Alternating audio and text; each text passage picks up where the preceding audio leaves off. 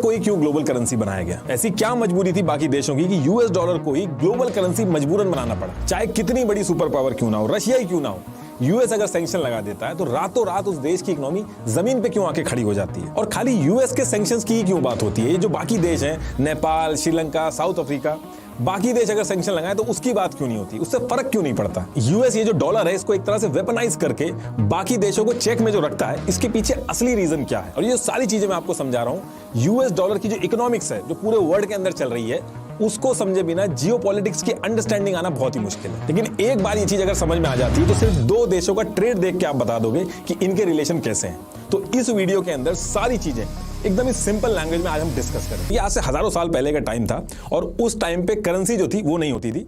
उस टाइम पे लोग बार्टर सिस्टम करते थे, मतलब कि किसी के पास अगर टमाटर है, उसको चावल की जरूरत है, तो उसने जिसके पास चावल है उसको टमाटर देके चावल ले लिया। इसी तरीके से अपनी जरूरत के हिसाब से लोग गुड्स और सर्विसेज एक्सचेंज करते थे उस टाइम पे। तो अब होता क्या है कि ये जो तरीका ये लोग यूज कर रहे थे बार्टर सिस्टम वाला, इसमें छोटे अमाउंट पे लेन देन करना तो ठीक था, लेकिन जब बड़े अमाउंट में डील करना होता था तो दिक्कत आती है। ये जो टमाटर है, चावल है, ये सारी चीजें हैं, तो ये कुछ टाइम के बाद खराब हो जाती थी। तो लोगों के पास बड़े और लॉन्ग टर्म के लिए ट्रेड करने में बहुत ज्यादा दिक्कत आती थी। लेकिन इसके कुछ टाइम बाद लोगों ने इसका भी सोल्यूशन निकाला। उन्होंने ऐसी चीज में डील करना चालू किया जो खराब ना हो, जैसे valuable metals, gold, silver, copper.